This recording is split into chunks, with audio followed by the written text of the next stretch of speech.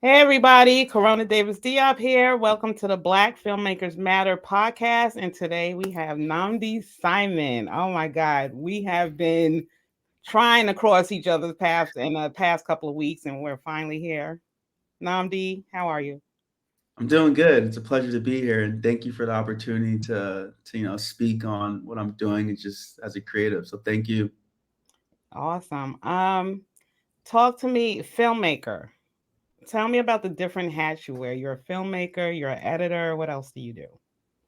Writer. I come from the school of DIY, so I also produce. I Okay. produce, I PA. But I think the primary roles where I find myself is writer, director, and editor. I think those are kind of where I find myself strongest at. Okay. Now, I did check out some of your projects and I did write down that's how much I loved it. I loved Vibes and Give It to Me. Oh, my boy. He's gonna love to hear that. Yeah, I love. Yeah, Uh, Tell me those are a great little projects. bit about Give It to Me.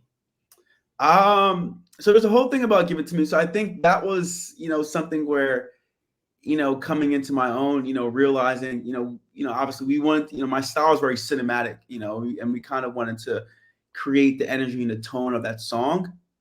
And Hmm. so when you think of Give It to Me, it's very like love and romantic and steamy. And so we wanted to kind of, part of the concept was like, in high school, when you're driving, you're young with your girlfriend and you can't, you obviously don't have your own place. So, you kind of go to a parking lot and a nice little view, this classic. So we wanted to kind of recreate that feeling with that video. And so, but also with that video as well for me, like creatively and technically, a part of it was how do we create something that's simple, because we're working with the, not the biggest of budgets, but something that where we can still be impactful with. And so, Right. um, I think that video for me, it's like one of the strongest because a lot of my visuals, I definitely describe myself as an overly ambitious filmmaker. Sometimes I'm like, yeah, man, I can take 1,000, make it look like 5,000. I can take 5,000, make it look like 10,000. But then, obviously it works. But then you also realize you run into certain problems. So this one was one of those things where,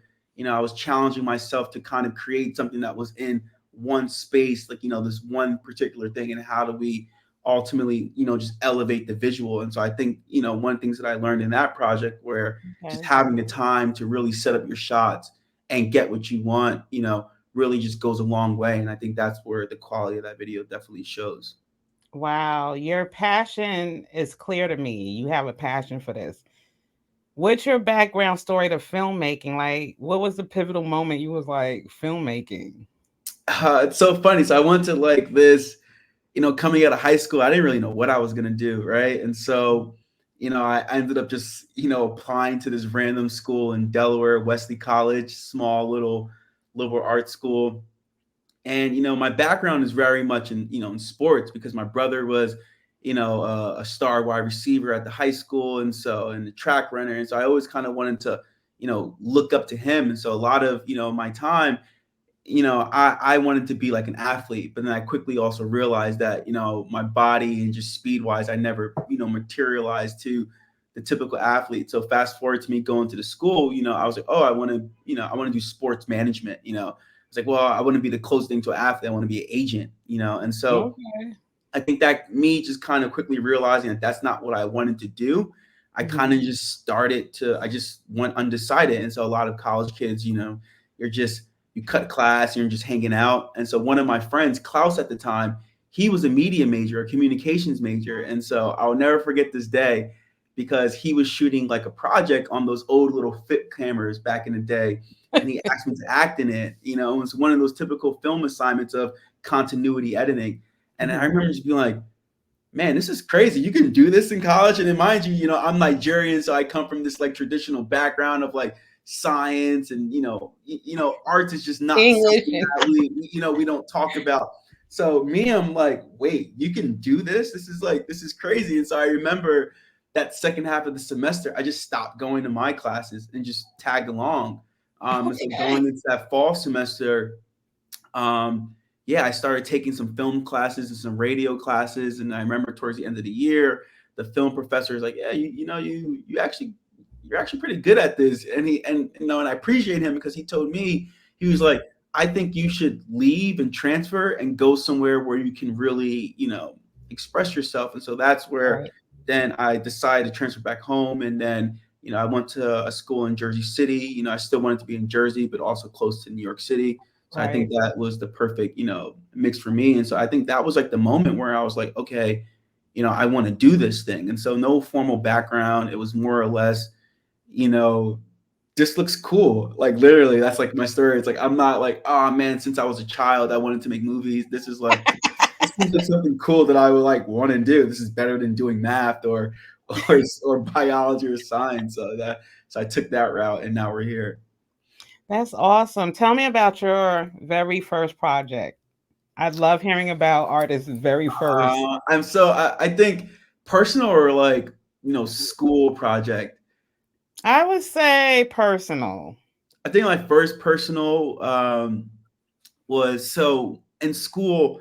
I started writing like my first feature, which was this Right. film called Lost Land, and part of this idea was this character who basically gets rejected from the military. It's basically I wanted to play off of Taxi Driver, Okay. of this guy who just becomes so just and I'm trying to find the perfect word, but he just becomes so disconnected, right, with the way society. He has like so much anger towards like the world around him, and so I kind of wanted to create something like that. And so part of this, Okay. I started writing this feature, but then I'm a Cancer, so I have that romance in my heart, and so essentially I was like I want to make a film, and so I took this feature film idea and I kind of condensed it into this short film, which was kind of like this origin story of that concept. Okay. Um, and it was my first crowdfunding thing, and we raised a little bit of money and we shot this project. And one of the things I realized is it's very difficult to translate a feature film into a short film versus a short film into a feature film. I Yes. learned that, and so that was one of my first time filming experiences. And I think there's a lot of things that went well with that project, but I also think there's a lot of opportunities where I learned. Mhm. So it's one of those things where it definitely allowed, like, it put me on the map regionally within where I was at. Okay, this is pretty cool, and I submitted to some local film festivals. Even for me, my mind wasn't in the whole Sundance or all these bigger things. I'm just Right. trying to Right. make a movie. Mhm. So that was it. I actually don't know where this project is because I had a old Vimeo and just didn't make it because that was Your kind of old like, Vimeo. yeah, that was just me just starting out. So, but that was like my first ever experience, from a film perspective and, music video perspective, because I do a lot of music Mhm. videos. Right. One of my good friends, Max, he was an artist. And so him and I always had great conversations about film and art. And he's like, hey, man, I want you to shoot my first video. And so literally, it was, I ran up a credit card and bought a whole bunch of camera equipment, and then we just shot something in my hometown, like super simple, inspired by You did it. Wes Anderson, and we just made it happen. And so, and he's doing his thing, and that allowed me to just to kind of just keep going after that. Right. So I want our audience to understand, and we're mostly trying to gear towards high school and college students, Hmm. that a lot of us are saying the same exact thing. You just have to do it. Yeah, If I think you're that's a thinking big thing. about it, you can't keep, you have to just do it.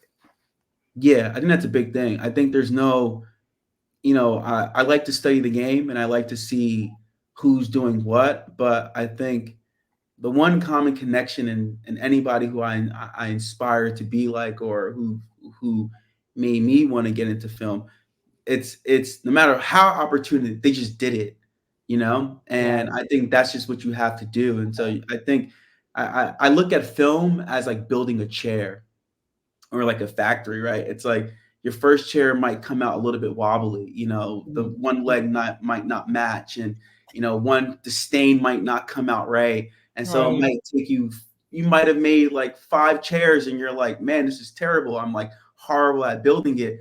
But man, on that sixth one, if you can really, get the right stain, the legs match, and it's just perfect. It really only takes you one project, and no matter if you're in high school or college or you're career seasoned veteran, you have a Right. 9 to 5 job and you're in your 40s, it just takes one project to really kind of get you on the map. And Yeah. go. And so I think, you just got to just chase that one project and take it from there. You're right. So, do you have any Murphy Law stories on set? Like, where if it could go wrong, it went wrong. Oh, Everybody has one set story, horror so story. many. I don't even know where to start because, like I said earlier, it's like, I came into it like super ambitious. It's like, Mhm. I remember in college shooting music videos with no money. I think that was another opportunity then where, when I went to grad school, where I really started to get on in a sense. And it's just you realize, and where I'm at now, I think the one through line in the story is never really having like enough. So, it's like whether talent doesn't show up, right? Because this I've had this so many times, right? Oh yeah, I can't really pay you for a project, but hey, this is going to be a great opportunity, and we're going to give you a role, and in the day of the Mhm. shooting, the Right. person just doesn't show up, and so now Right. you're stuck trying to rewrite the thing and figuring it out. There's definitely, most recently I was shooting a music video on Lower East Side, and this is the first time this ever happened to me. We literally like closed down a whole entire block, without no permits or permission. And Okay. literally, it was kind of like a mob of people there. And then, the cops came and shut us down. And then, me just kind of be like, yo, we just got to just keep going. We got to just keep going. We got to just That's keep going. And so we're that's getting this right. pressure of the cops trying to shut us down. And then the Uh-huh. crew would be like, hey, man, we got to like stop. And everybody, it was just chaotic. And we made it happen. So, but yeah, there's just so I many. gotta work with you. Yeah. It's man, I'm crazy in a good way. That's cool. What's some good advice you would give a beginning filmmaker or, a young person coming into the game? I'll say study the game. I think one of my film professor always said this: you got to like watch bad movies, and you got to watch good movies. And I Yes. think a big part of it is just try to watch and absorb as much as possible. And I think play with other people's styles, and then you start to develop your own voice and your own style through that, because I think every filmmaker has that commonality that you can trace back where they got that idea from. And so I think, you have to go into it with this idea that, you know you see the end product and you could say, how do you do that? But I think you really have to get the theory idea behind and really why you're doing it in the concept, and just experiment. That's And just right. learn, and don't be afraid to fail. At Don't the be. end of the day, nobody really cares. Everybody's making something. So at the end, the fact that you're doing it and you Hmm. did it, you're one step closer to that dream than somebody who is too afraid to do it. And I think it just becomes like a snowball effect. Yes. Yes. Yes.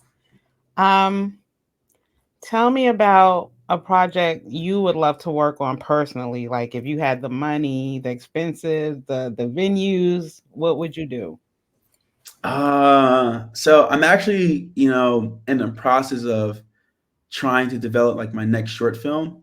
Mhm. And so I think this is something I'm actually kind of really passionate about, because it's taking a subject matter in which I really do care about. And, for me, it's, I've always been into this idea of, what is blackness and what does that mean? Right. And so I do want to try to explore this in film. But, I think, a lot of films. Oh, I'm so sorry.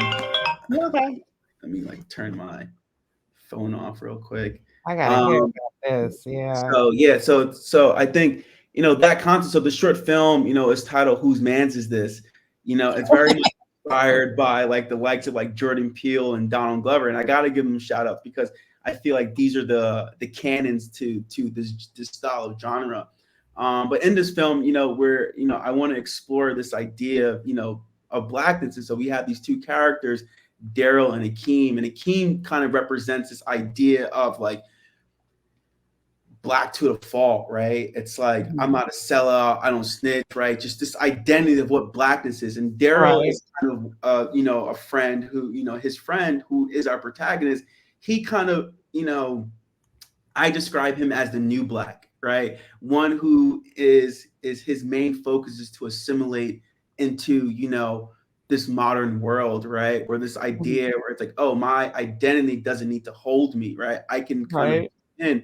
And so, I kind of wanted to explore this idea between these two friends who kind of have this falling apart because one, Daryl moves in with his white girlfriend and moves to the suburbs. And then his friend Akeem is still staying in a city in the urban terrain, and they finally meet up. And in during this like meeting, of two friends just catching up, this robbery happens. And so, essentially what happens is, instead of exploring external racism, the movie Mhm. becomes very much about internalized racism and this idea of like what you should do, And so this idea of like particularly in the culture, it's like snitching, right? But say, if you see a crime happening, you know, do you say something about it or do you not say something about it because it's against the code? And so, we really want to, Wow. really want to explore this idea, but I want to explore it with like a genre. So it's taking, it's a social satire, mixed with dark Deep. comedy, but then we're Uh-huh. mixing it with like this, the traditional genre of like thriller films and suspense and really trying to create something that's fun, but but beneath it all, there's this meaning and this question that I'm bringing to the table about this idea of like blackness. And let's stop focusing on the external forces of racism and actually start looking at how racism has now is internalized and how we make these decisions. And so it's kind of where I'm taking my where I'm going as a filmmaker, exploring these ideas. And I think I like to describe it. I coin it as the new American black horror cinema.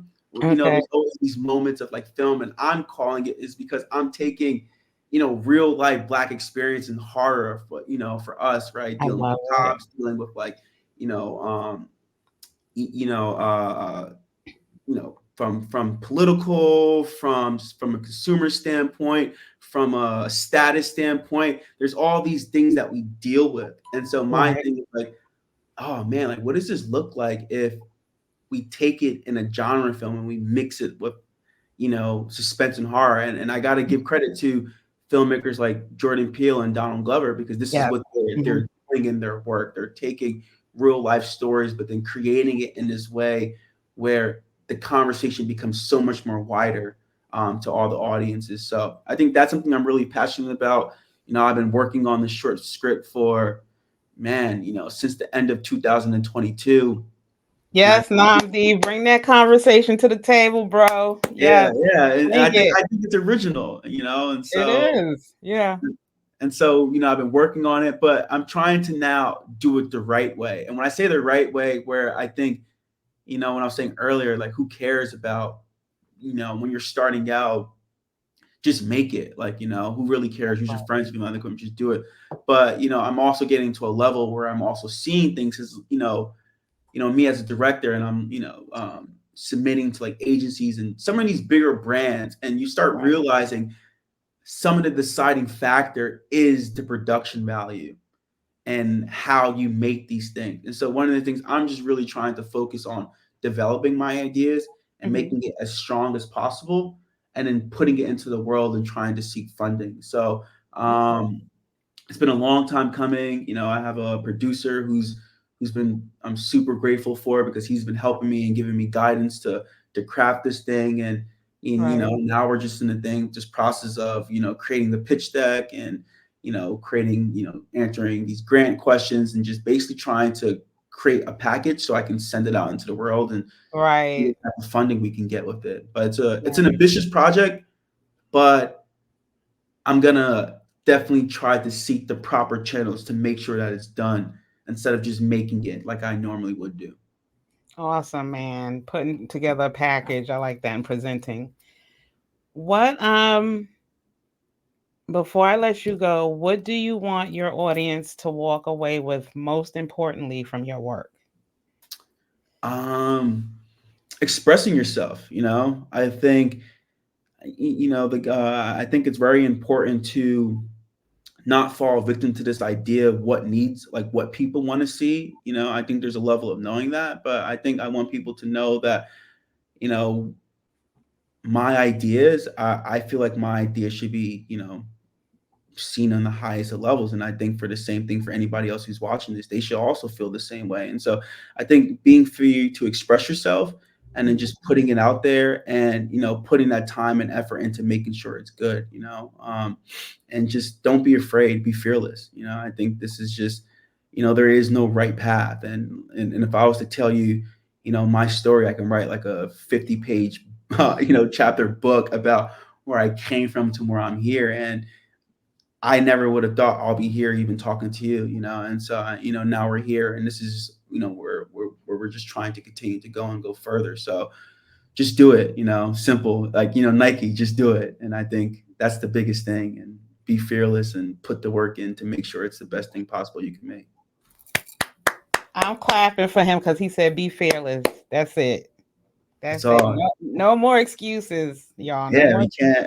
And I think particularly this podcast, like Black Filmmakers Matter. I think, yeah, we as Black filmmakers, there's already a disadvantage for us, right? It's like, yes, you sir. hear the stories about like Black films, and there's this frustration that we feel that, oh, why is that only when movies have to deal with like slavery or civil rights, right? These are the only movies that are being made. And so Yes. I feel like, man, I have this wildly original idea that deals with the culture, that deals with my people, Yes. that like my people can understand, and I want to say it. Yeah. But then you look I around like I you, like ghosts and vampires too, and exactly. comedy, and I Exactly. like And it doesn't different always, stuff too.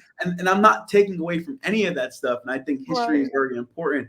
But I think in art and film, where, say our other racial counterparts, they have this freedom to explore anything. And so I think that's the thing for us. It's like we got to understand that we can do it, and we got to kind of forge those paths and really look at it. And so I think we really have to study the Jordan Peels, really have to study the Donald Glovers, because So, I the things that I see them doing, it's like they're breaking that mold. They're really breaking it, and they're really kind of showing that there is this universe outside of slavery or civil rights to kind of make a movie about aliens in the sky. yes. It's like like we can make it. And so I think just be fearless. And I think there's Namdi, just you're a lot gonna of, break that mold. I hope so. You're I gonna hope be so. one of the ones to break it, but you're gonna do it bigger. I'm telling Yeah, I hope. I think I that's my motivation. Every day I wake up, it's like, how do I push it? I don't want to you. be Yeah. in the middle. I'm trying to put myself ahead of the curve and really trying to create something special. And so, who knows? That my story is still being written. And so, but we're currently in it, and we're we're we're not going to give up, because it's what gives me purpose. And so this is why I do it, and hopefully I can inspire a generation. And yeah, I get emotional sometimes with you guys on here because this is like an honor, talking to you guys. Namdi Simon, Black Filmmakers Matter, man. Thank you so much, and I hope you come back to thank visit. you. Yeah, we'll be in touch. I'll stay in touch and let you know how things are going on the front. Yeah, I Um, want to you help you know, out. Like, you can yeah, holler. I'll come help yeah. you out. I'll share my pitch deck. I'll share my script. I was just, whose man's is this, and I'll love to get your feedback and what you think about Okay, it. And any support I can get to help this that's thing get right. made is very Okay, important. I got you. I'm there. I'm here. All right, thank you. Thank you. Have a good night, man. You too.